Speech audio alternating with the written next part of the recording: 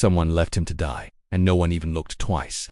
The words sliced through the damp morning fog as Dr. Evan Harrow crouched beside the roadside, mud coating the knees of his faded jeans. The dog had collapsed just minutes before, stumbling out from the edge of the trees like a ghost from another world, ribs showing, paws raw, and a limp so severe his back leg barely touched the ground. Harrow's hands hovered over the animal's trembling frame, reluctant to move too quickly. There was something strange about this dog, not just the wounds or the hunger in its eyes, but the way it looked at him, like it had been waiting for him specifically. The morning had started quietly, a drizzle tapping at the truck windshield, the vet clinic still dark behind him as he pulled out for what he thought was a routine check. Stray limping through a field near Highway 6, the caller said, voice rushed, maybe even panicked, but they hadn't left a name, just coordinates. That alone had put Evan on edge. Strays were common out here, sure, but there was nothing common about the way this one showed up. The dog, a medium-sized mix, maybe shepherd and something leaner, flinched when Evan reached under its chin. A low, dry whine escaped its throat, but it didn't growl. It was as if it wanted to be helped, but didn't know how to accept it. Mud was caked into its matted fur, and burrs tangled behind both ears. But it was the collar that stopped Evan cold. He noticed it as he tried to lift the dog. At first it looked ordinary worn leather, cracked near the buckle, but there was something embedded beneath the strap, sewn into the underside with rough, black thread. It wasn't a tag. It wasn't even visible unless you were looking for it. Evan unhooked the collar carefully, the dog groaning softly but not resisting when he turned it over. His breath caught. Folded tightly into a stitched pocket was a slip of waxy paper, water damaged but intact. He tugged it free with gloved fingers. The handwriting was shaky, barely legible, like someone had written it in a hurry or while in pain. If you find him, don't call the police. Just follow the map. He knows where she is. Evan stared at the note, heart pounding. The paper was creased around something small and hard. He unfolded it further and out slid a brass key, old pitted with rust, and a hand-drawn map. No names, no towns, just lines, turns, and a red circle in the middle of nowhere. The dog shifted, letting out another weak cry. Evan knelt closer, his mind racing. Who would go through the trouble of hiding this? Why this dog, and who was she? Evan's instinct screamed that this was no longer a medical call. He looked back down the highway. No cars, no houses. Just the rain, the open road, and a decision weighing heavier by the second. He loaded the dog into the back seat of his truck, wrapping him in a thick towel from the supply bin. The animal didn't resist, just shivered and curled inwards like it had been through this before, too many times. As Evan started the engine, the wipers swept aside the fogged glass, revealing the first fork in the road ahead. One path led back to the clinic, to the familiar, to safety. The other, eastward, followed the first line on that map. Evan didn't fully understand why he turned the wheel to the right. Maybe it was the look in the dog's eyes. Maybe it was the key, still warm in his hand. Or maybe it was that quiet, gnawing feeling in his gut, that this wasn't about a dog at all, not anymore. And whatever waited at the end of that red circle was still out there. The rain had eased into a soft mist, but Evan Harrow couldn't shake the cold creeping into his chest. His truck rattled down the cracked back roads, tires slicing through shallow puddles as the world around him grew quieter with every passing mile. The map lay open on the passenger seat, the red circle looming like a bullseye. The dog, curled and silent in the back, hadn't made a sound since they left the highway. But Evan kept glancing at him in the rearview mirror, half expecting the animal to speak. It didn't make sense. None of it. The note, the key, the fact that someone had trusted a half-starved stray to carry all of it. But what haunted Evan more than the mystery was why him?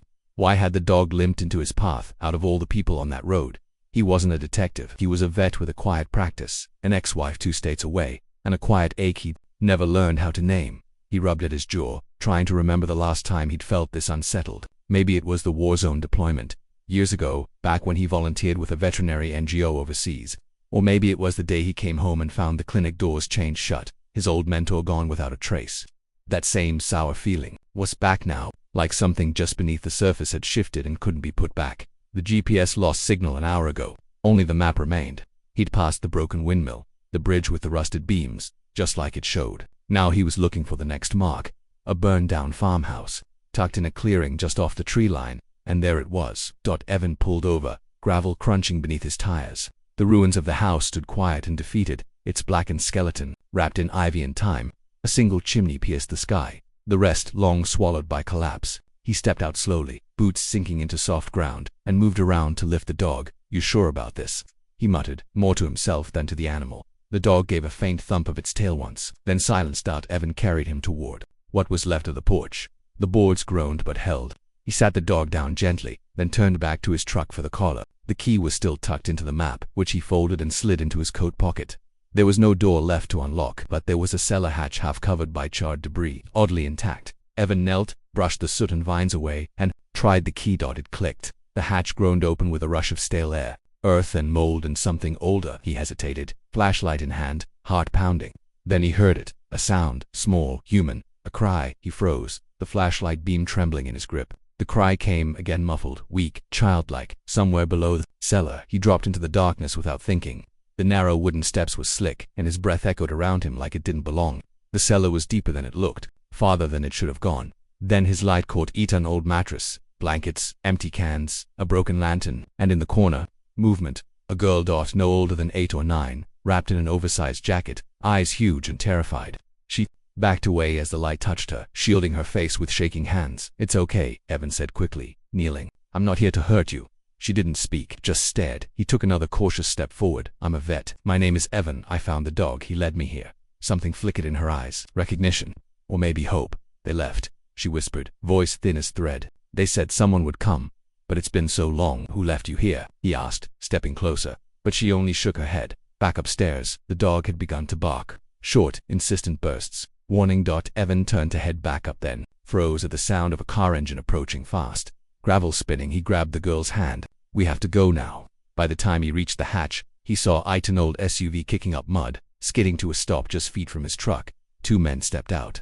One had a shotgun. Evan ducked back. The girl clung to his arm. "You know them," he whispered. She nodded.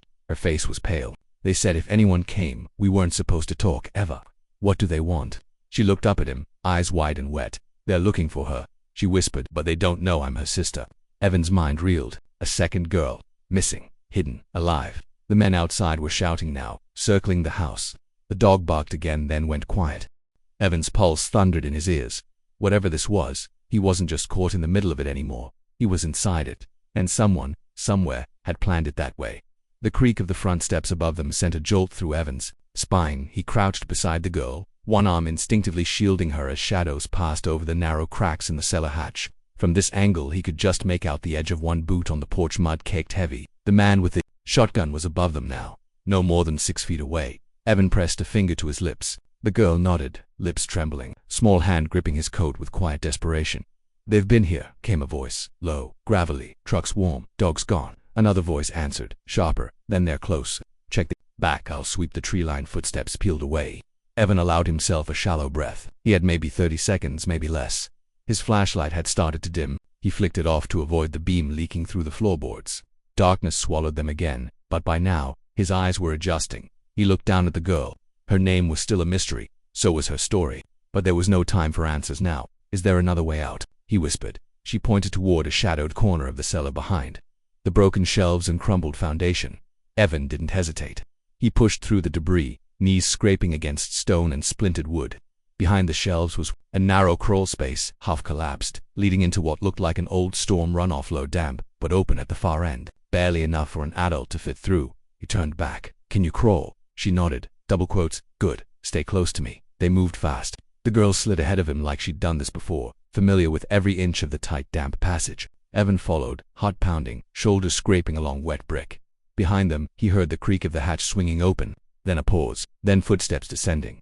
They didn't make it in time. A flashlight beam caught the edge of the crawl space. Just as Evan shoved the last board back into place, the voice shouted something, then came the blast. The shotgun roared, spraying splinters into the wall inches from Evan's boot. The girl screamed. He pulled her forward, crawling faster now, frantic, breath ragged with dust and fear. Another shot cracked behind them, echoing like thunder in the tunnel, then light. They burst out into a drainage ditch behind the tree line, soaked and gasping. Evan grabbed her hand and sprinted toward the truck, circling wide through the tall grass. He could hear the men shouting behind them, crashing through brush, but the mist and fading light worked in their favor. The truck keys were still in his pocket. He slid into the driver's seat, the girl beside him, and jammed the ignition. The engine started, then roared to life. They were gone before the men cleared the yard. Evan didn't stop until they hit the main road again, halfway to nowhere. Headlights cutting through the fog like searchlights. The girl didn't speak. She just stared out the window, knees drawn up to her chest, silent tears streaking through the grime on her cheeks. He handed her his water bottle. "Are you hurt?" She shook her head. Then, after a pause, "My name's May." Evan gave a thin, relieved smile. "Hi, May. I'm Evan." She looked up at him. "I didn't think anyone was coming." "I didn't think I was either," he said quietly. For a long moment, they drove in silence. The dog, who Evan now realized was hers, lay curled between the seats, eyes half closed. Even in his pain, he kept glancing back at her, checking on her like an older sibling. "Where's your sister, May?" Evan asked gently. May hesitated. "They took her months ago. They kept me hidden. Said they'd use me to trade if anyone came looking, but no one ever did." Evan felt his grip tighten on the wheel. "Do you know who they were?" She nodded. "Slowly, bad men. They said she saw something she wasn't supposed to. Something about money. About someone who was supposed to be dead." Evan's thoughts churned. This wasn't just about a missing child or a limping dog. This went deeper, criminal, possibly political, and planned. Someone had trained May's dog to find help. Someone had drawn that map, chosen Evan by name or by chance. But the way the dog had looked at him, it didn't feel like chance. His phone buzzed. Miraculously, a signal returned. One bar, he pulled over and tried 911. No signal. He tried his colleague's number at the clinic. Connected, double quotes, Brady. "It's Harrow," he said as soon as the line picked up. "I need a favor. Big one. I've got a kid, maybe two, if one's still alive. Something's wrong, and I think we just walked into something we weren't meant to see." Brady was silent a moment. "You safe for now? Okay, come back. Clinic's locked. You remember the code? I'll meet you in the alley out back." Brady Evans said, his voice tightening. "If I don't show up in an hour, call the sheriff. The real one, not the local boys. Got it?" Pause. "Got it." Evan hung up. He turned to May. "We're going someplace safe. Do you trust me?" She looked at him. Then she nodded. As they drove off, Evan couldn't help but glance once more at the collar sitting on the dash, the worn leather now cracked and quiet, its secret already spent. But he had the key, and they hadn't found the second girl yet, which meant the real story hadn't even begun. The clinic was dark when they arrived, just as Brady had promised. The street lamps in this part of town buzzed and flickered like they were trying to stay awake. Evan pulled into the alley behind the building, cut the headlights, and let the engine idle for a beat. His pulse hadn't slowed since the cellar. Neither had May's. She sat hunched in the passenger seat, arms around her knees, staring at the glove compartment like it held all the answers. Brady appeared from the shadows moments later. Heavy coat draped over his shoulders, face pinched with worry. He didn't ask questions, just opened the back door and helped Evan carry the dog inside. May followed close behind, silent as a ghost. Once they were in and the doors were locked, Evan finally exhaled. The clinic's main lights stayed off, but a soft glow from the exam room gave the space a quiet stillness. Evan knelt beside the dog, still weak, still bleeding from the leg, and began cleaning the wound while Brady hovered at his shoulder. "This isn't a vet call, Evan," Brady said low. "Whatever this is, it's bigger than you." "I know." "Then, tell me everything." Evan did quickly, in pieces. The call, the dog, the collar, the key, the map, the house, the cellar, the shots fired, and May. Brady's expression darkened with every sentence. When Evan finally finished, he was gripping the edge of the counter, white-knuckled. "You said the girl's sister saw something." "She didn't say what, only that they took her. Then this might not be just some backwoods trafficking ring," Brady said, voice low. "There's been chatter. A quiet case a few counties over. Whistleblower, small-town bank manager, disappeared with her kids after exposing a money trail leading into state politics. Never confirmed. Rumors said she was hiding out with help." Jesus. Evan looked over at May, now curled on the clinic bench with a blanket wrapped around her shoulders. She was awake, but barely holding it together. "You think this is that case?" "I think someone's been trying real hard to make sure no one connects the dots." Evan looked down at the dog, gently bandaging the leg. "But someone wanted her found. They gave that dog everything: directions, the key, the message. They trusted him more than they trusted a person." "Dogs don't betray people," Brady murmured. No one spoke for a while. The tension broke when May's voice rose softly behind them. "She made the map," she said. "My sister. She told me to stay hidden in the cellar no matter what. Said she'd send help if she could. But then they caught her." Evan crossed the room slowly, kneeling in front of her. "Do you know where they took her?" May hesitated. Then she nodded. "There's a cabin in the woods past a quarry. She told me about it once. Said if anything ever happened to her, that's where she'd be." Evan glanced at Brady. "The quarry's 20 miles east," Brady said. "Remote. No cell signal. No real access by road unless you know the trails." Evan stood. "Then that's where I'm going." Brady stepped in front of him. "You go there, and you better be ready to get shot at again. I'm not leaving her out there alone." "And the kid?" May was watching them, eyes wide, scared, but steady. "I'll stay," Brady said before Evan could answer. "She's safer here. I'll lock the place down, call in a favor if I need to, but you need backup." Evan hesitated. Then May stood, crossed the room, and slipped something into his hand. "The collar, you'll need it," she whispered. "He'll follow you." The dog stirred at the sound of her voice, tail twitching. "You're not healed yet," Evan murmured, glancing at the bandage. But the dog was already pulling himself up, one leg still stiff, but the fire in his eyes. Back there was no shaking his purpose. "He's been to the cabin before," May added. "He'll remember." Evan didn't have a plan. He barely had a map, but he had a key, a trail, and a dog willing to lead the way. And sometimes, that had to be enough. The path into the woods was harder than he remembered. Branches clawed at the truck as he made his way down a disused fire road, the sky turning darker by the minute. At some point, the dog stirred beside him and began to growl low, almost conversational, not in warning, more like recognition. Evan. I stopped the truck where the road ended and stepped out. The forest around them was thick, wet with old rain and heavy silence. He clicked on his flashlight and followed the dog into the brush. They walked for 20 minutes before he saw it just as May described. A narrow structure tucked between two pines, camouflaged in overgrowth, lights off. Dead quiet. He approached slowly, scanning the area. No movement. No cars. He reached the porch and knocked once, dashed lightly. No answer then. As he turned to move around the side, he heard a sharp creak of wood inside. He froze. And then a voice, ragged, faint. Don't move. A figure stepped into the doorway. She looked gaunt, worn. Her face was bruised, lips split, but her eyes were fierce and steady, and in her hand a pistol, shaking slightly. I'm not here to hurt you, Evan said quickly. I found your sister May. She's safe. The woman's expression cracked. The gun lowered an inch. We're back in town. She's with someone I trust. She collapsed against the doorframe, tears rushing up behind her eyes. Evan stepped forward, arms raised. We don't have much time. Whoever took you, they're still looking. I know, she whispered. And there's something I haven't told anyone yet. What? She opened her palm. A phone. Dead, but visible through the cracked screen, was a photo of a man in a suit mid-conversation, standing beside one of the same men Evan had seen with the shotgun. That's not a random kidnapper, she said. That's a state senator. Evan's heart sank. This wasn't just a rescue anymore. This was a war. Evan didn't speak for a long time. The air inside the cabin felt like it had stopped moving, thick with dust, grief, and a truth that was only now beginning to surface. The woman May's sister sat at the edge of the bed, cradling her injured hand. She hadn't given him her name yet, and somehow Evan didn't push. Names could wait. Right now, silence was safer.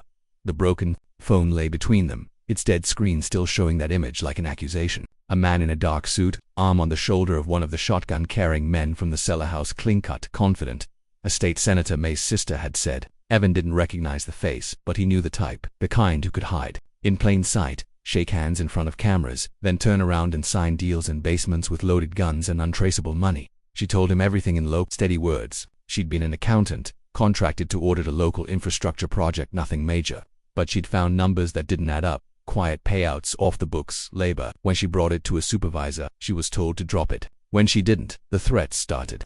Then the night came when the door was kicked in. She had enough time to hide May, not enough to save herself.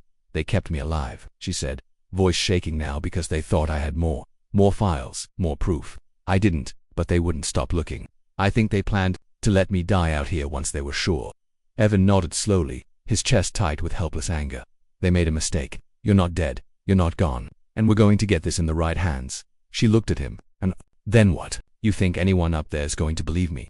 I'm a missing person with a burned ID and a fake name. They buried me already. I don't need them to believe you, Evan said. They'll believe me, and they'll believe the girl who lived in a cellar waiting for someone to come. They'll believe the bullet holes and the dog who wouldn't leave her side. A quiet pause passed between them. Then she let out a breath, a shaky, reluctant one. Her name's Claire, she said finally. Claire Monroe. Evan nodded. Okay, Claire. He helped her gather what she had, old documents she'd stashed in a fireproof lockbox under the floorboards. Flash drives taped beneath the sink, a torn notepad with names, dates, amounts, pieces. Not enough to bring down a machine, but enough to make noise, enough to make someone sweat. By the time they stepped out of the cabin, dawn was breaking. The dog limped beside Evan, eyes sharp, still alert. They moved fast through the trees, sticking to shadows, following the dog's path like it was written in its bones. At the truck, Claire hesitated, glancing back one last time at the cabin. Evan didn't ask what she was leaving behind. He already knew.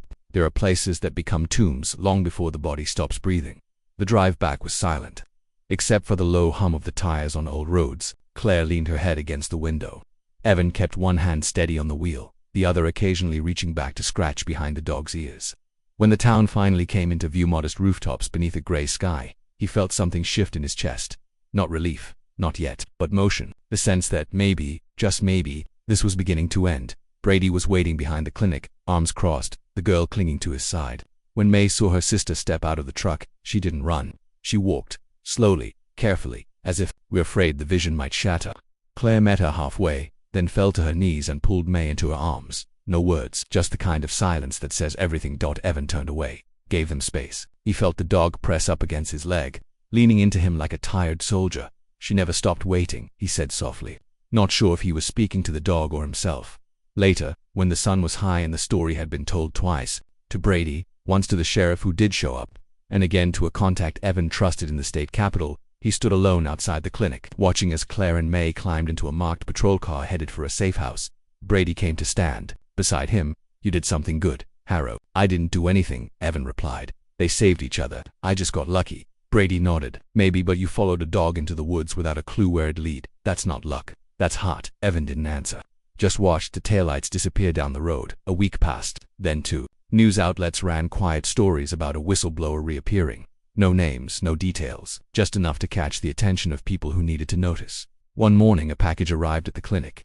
No return address. Inside was the dog's collar freshly cleaned, the stitching replaced, but the hidden pocket still intact, and beside it, a photo. May, smiling, Claire holding her tight, the dog standing proudly between them. Evan smiled to himself. He slipped the photo into a frame on his desk, just beside the old X-ray light box. Then he reached down and opened the back door. The dog was waiting, still limping, still watching, still ready. Come on, boy, Evan said quietly, voice catching. Just a little.